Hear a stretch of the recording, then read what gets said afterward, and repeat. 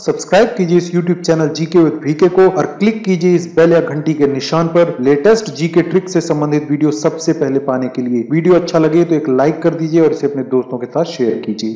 Hello friends, welcome back. दोस्तों, आज इस वीडियो के माध्यम से हम जियोग्राफी यानी भूगोल के एक बहुत ही इंपॉर्टेंट चैप्टर जलवायु या क्लाइमेट एवं उसे प्रभावित करने वाले फैक्टर्स या कारकों का अध्ययन करेंगे। इसमें कोई भी ट्रिक नहीं है, मैंने वीडियो के माध्यम से पूरा आपको समझाने की कोशिश की है। यदि आप ये वीडियो ध्यान से देख लेते हैं तो लगभग सभी परीक्षाओं में इस चैप्टर से पूछे जाने वाले प्रश्न आप आसानी से हल कर पाएंगे। तो चलिए शुरू करते हैं। दोस्तों, किसी बड़े क्षेत्र में वर्ष भर में जो विभिन्न ऋतुएं होती हैं उनकी औसत मौसम दशाओं को उस क्षेत्र की जलवायु कहते हैं। औसत मौसम दशाओं की जानकारी कैसे निकाली जाती है? एक बड़े क्षेत्र के संदर्भ में लंबी अवधि, ये अवधि सामान्यतः 35 वर्ष की होती है, तो उसके लिए एकत्रित किए गए आंकड़ों की गणना के आधार पर इसका निर्धारण किया जाता है। उदाहरण के लिए हम ले लेते हैं राजस्थान की जलवायु कैसी है? शुष्क एवं गर्म है। केरल की कैसी है? उष्ण कटिबंधीय वर्षा वाली है। ग्रीनलैंड की शीत जलवायु है। मध्य एशिया की जलवायु शीतोष्ण महाद्वीपीय है। दोस्तों, कई बार हम मौसम और जलवायु में कंफ्यूज हो जाते हैं, तो यहाँ आपको कंफ्यूज नहीं होना है, क्योंकि मौसम जो है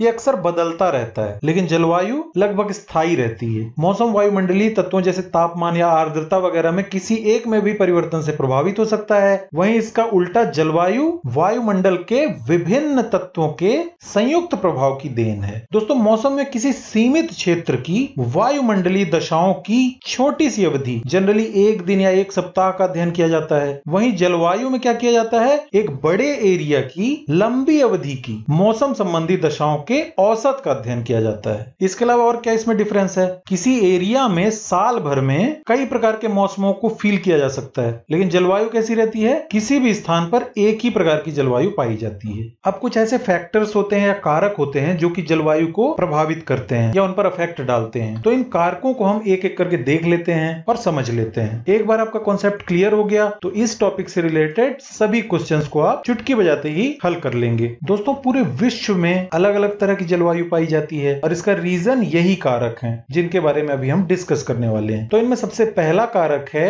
अक्षांश रेखाएं। अब जलवायु अक्षांश रेखाओं से कैसे प्रभावित होती है इसे आप समझिए। पहले हम एक पृथ्वी का ग्लोब देखते हैं। तो ये रही आपकी पृथ्वी, इसमें बीच में रही ये आपकी भूमध्य रेखा या जिसे हम विषुवत रेखा कहते हैं। इसके बाद पृथ्वी दो भागों में बट गई। अब ऊपर की तरफ यानी उत्तर की तरफ 23.5 डिग्री में ये है आपकी कर्क रेखा, और ठीक इसका उल्टा दक्षिण की तरफ नीचे की तरफ 23.5 डिग्री में ये है आपकी मकर रेखा। दोस्तों, अब हम सभी जानते हैं कि साल भर चाहे सूर्य दक्षिणायन हो या उत्तरायण हो, या यूं कहें कि उत्तरी ध्रुव की सीध में है या दक्षिणी ध्रुव की सीध में है, विषुवत रेखा यानी भूमध्य रेखा पर उसकी लाइट या रोशनी हर हाल में पहुंचती है। सीधी सीधी पहुंचे या तिरछी होकर पहुंचे, लेकिन पूरे साल भर रोशनी जरूर पहुंचती है। अब जब यहाँ साल भर रोशनी पहुंचती है तो ये वाला एरिया जो है, जो कि भूमध्य रेखा से ऊपर कर्क रेखा तक और नीचे की ओर मकर रेखा तक, ये बीच का एरिया जो है ये गर्म बना रहता है। तो इस एरिया में जितने भी देश आते हैं वो गर्म रहते हैं, या यूं कहें कि वहां की जलवायु गर्म रहती है। इसे हम उष्ण कटिबंध कहते हैं। ये वाला एरिया जो है ये ट्रॉपिकल जोन या उष्ण कटिबंध कहलाता है। अब हम जैसे जैसे ध्रुवों की ओर बढ़ते जाते हैं तो सूर्य की रोशनी कैसी पड़ती है? वहां पे सीधी ना पड़ के तिरछी पड़ती जाती है, और इस तरह से उसका प्रभाव जो है वो क्या होता है? वो कम होता जाता है। अब यहाँ पे कर्क रेखा के ऊपर की ओर या फिर मकर रेखा के नीचे की ओर जलवायु कैसी होती जाएगी? अपेक्षाकृत ठंडी। किसकी अपेक्षा में? जो हमारा उष्ण कटिबंधीय क्षेत्र यानी कि कर्क रेखा से लेकर मकर रेखा के बीच का एरिया। अब यदि हम अक्षांश रेखा को भारत के संदर्भ में देखें तो हम सभी को पता है कर्क रेखा भारत के मध्य से गुजरती है, और मध्य से गुजरी तो भारत का निचला भाग जो है, बीच से नीचे का भाग, वो आ गया उष्ण कटिबंध में, ट्रॉपिकल जोन में। और कर्क रेखा के ऊपर का भाग ये किस में आएगा? ये आ जाएगा आपका उपोष्ण कटिबंध में। उपोष्ण मतलब क्या हुआ? जो कि उष्ण से थोड़ा सा कम यानी कि उप उष्ण रहता है, पूरी तरह से गर्म नहीं, थोड़ा सा ठंडा, तुलनात्मक रूप से।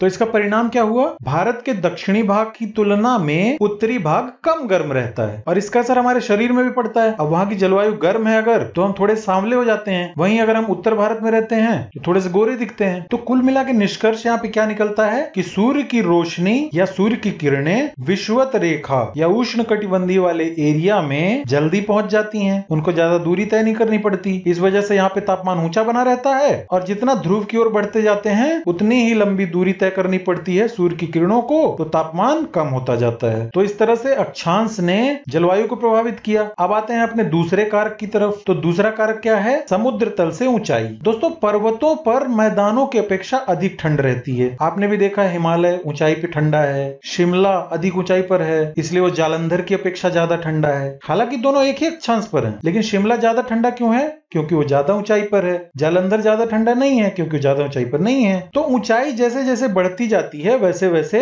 तापमान घटता जाता है। जनरली 165 मीटर की ऊंचाई पर एवरेज 1 डिग्री सेल्सियस तापमान कम हो जाता है। अब ये ऊंचाई पर तापमान कम क्यों होता है, इसे समझते हैं। दोस्तों, पृथ्वी के वायुमंडल की ऊंचाई लगभग 10,000 किलोमीटर के आसपास है, लेकिन इसका जो घनत्व है वो नीचे ज्यादा है और जैसे जैसे हम ऊपर जाएंगे तो वायुमंडल का घनत्व कम होता जाता है। इसका रीजन है पृथ्वी का गुरुत्वाकर्षण बल, जो कि वायुमंडल को अपनी ओर खींच के रखता है। अब वायुमंडल में जितनी ऊंचाई पर हम जाते हैं उतना ही वायु के कणों का जो घनत्व है वो कम होता जाता है। वायु के कणों का घनत्व कम हुआ तो सूर्य से आने वाली किरणों को वो ज्यादा एब्जॉर्ब नहीं करता, यानी अवशोषित नहीं करता। लेकिन वही सूर्य की किरणें जब पृथ्वी के नजदीक आती जाती हैं तो सघन वायुमंडल होने की वजह से वहां पे वायुमंडल के कण इसका ज्यादा अवशोषण करते हैं और इसका रिजल्ट क्या होता है? यहाँ पे तापमान ज्यादा रहता है और ऊंचाई पे तापमान कम रहता है। तो कुल मिलाकर ऊंचाई के साथ तापमान घटता जाता है। यही कारण है कि छोटे मोटे पहाड़ों पे भले ही आपको बर्फ ना मिले क्योंकि वो ज्यादा ऊंचे नहीं रहते, लेकिन हिमालय जैसे बड़े पर्वत जो कि काफी ऊंचे हैं उनकी चोटियों में पूरी बर्फ जमी रहती है क्योंकि वो ज्यादा ऊंचाई पर हैं। इसके बाद अगला कारक है दोस्तों महाद्वीपीयता या समुद्र से दूरी। अब हम सभी जानते हैं पानी गर्मी का कुचालक है, यानी बहुत देर में गर्म होता है और बहुत देर में ठंडा होता है। समुद्र के इस समकारी प्रभाव के कारण तट के निकट वाले स्थान है जो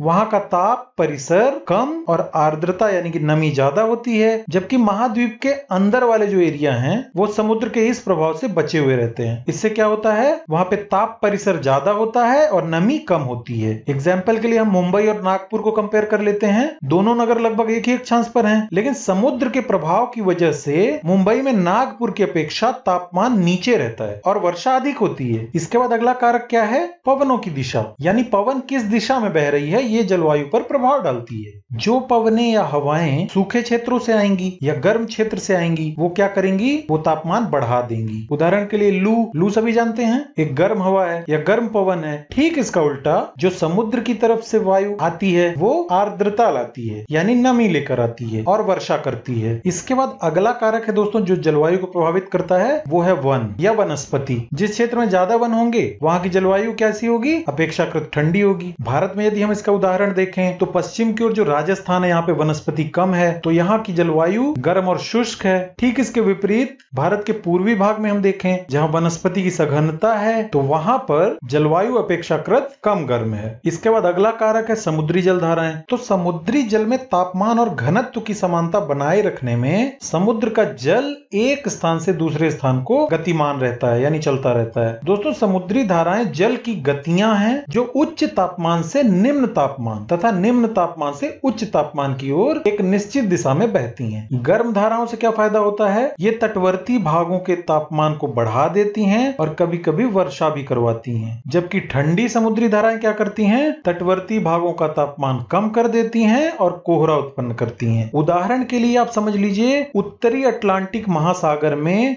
बर्जन नामक बंदरगाह गर्म प्रवाह के कारण जाड़े में बर्फ के जमने से बचा रहता है। दोस्तों, समुद्र की ओर से आने वाली हवा गर्म धारा के ऊपर से गुजरते समय गर्म हो जाती है और आंतरिक भागों के तापमान को ऊंचा कर देती है। इसी प्रकार ठंडी धाराओं के ऊपर से जो हवा गुजरती है वो ठंडी हो जाती है और आंतरिक भागों में तापमान को कम कर देती है, कोहरा और धुंध उत्पन्न कर देती है। तो इस तरह से समुद्री धाराएं भी जलवायु को सीधा सीधा प्रभावित करती हैं। इसके बाद जलवायु को प्रभावित करने वाला अगला कारक है दोस्तों वर्षा। हम सभी जानते हैं जिस क्षेत्र में ज्यादा वर्षा होगी वहां नमी ज्यादा रहेगी और जिस क्षेत्र में वर्षा नहीं होगी या कम होगी वो क्षेत्र कैसा रहेगा? शुष्क रहेगा। अगला कारक है दोस्तों पर्वतमालाओं की स्थिति। पर्वत जैसे स्थित होंगे उसी हिसाब से वहां की जलवायु होगी। पर्वतमालाएं क्या करती हैं? हवाओं के रास्ते में प्राकृतिक अवरोध का काम करती हैं। समुद्र की ओर से आने वाली जो हवाएं होती हैं वो रास्ते में अगर पर्वत आ गया तो क्या होगा, वो ऊपर की ओर डाइवर्ट हो जाएंगी, यानी ऊपर की ओर चली जाएंगी, मुड़ जाएंगी। अब चूंकि समुद्र की ओर से आ रही हैं तो इनमें नमी रहती है और पर्वत पर टकरा कर ये ऊपर की ओर चली गई। ऊपर जैसे जैसे जाती जाएंगी तो तापमान गिरता जाएगा और तापमान गिरेगा तो संघनन की वजह से इनमें जो नमी रहती है या जिसे हम जलवाष्प कहते हैं वो पानी की बूंदों में बदल जाएंगी और यही बूंदें फिर गुरुत्वाकर्षण की वजह से वर्षा के रूप में उस एरिया में गिरेंगी। तो इस तरह से पर्वतमालाओं की स्थिति भी जलवायु को प्रभावित करती है। अब यहाँ पे उदाहरण के लिए आप हिमालय पर्वत को भी ले सकते हैं, जो कि वाष्प युक्त मानसून पवनों को तिब्बत जाने में रुकावट पैदा करता है और उत्तर की ओर से आने वाली ठंडी हवाओं को भारत में आने से रोकता है। तो ये भी जलवायु को प्रभावित कर रहा है। अगला कारक जो जलवायु को प्रभावित करता है वो है मिट्टी की प्रकृति। दोस्तों, मिट्टी का गठन, संरचना एवं संगठन उसकी प्रकृति को बताते हैं। ये गुण अलग अलग मिट्टियों में बदलते रहते हैं। पथरीली या रेतीली मिट्टी गर्मी की सुचालक होती है, इसीलिए मरुस्थल दिन में गर्म और रात में ठंडे होते हैं। तो दोस्तों, ये थे प्रमुख कारक जो कि किसी क्षेत्र की जलवायु को प्रभावित करते हैं। इन्हीं से उस क्षेत्र की जलवायु निर्धारित होती है कि वो गर्म होगी, ठंडी होगी, शुष्क होगी, कैसी होगी। तो मुझे उम्मीद है ये टॉपिक आपको अच्छा लगा होगा, ये वीडियो अच्छा लगा होगा। यदि मैं सही हूं तो एक लाइक करके इसे अपने दोस्तों के साथ शेयर कर दीजिए और मेरे बाकी वीडियोस देखते रहिए। तब तक मैं आपके लिए नया वीडियो बनाता हूं। Thanks for watching, all the best.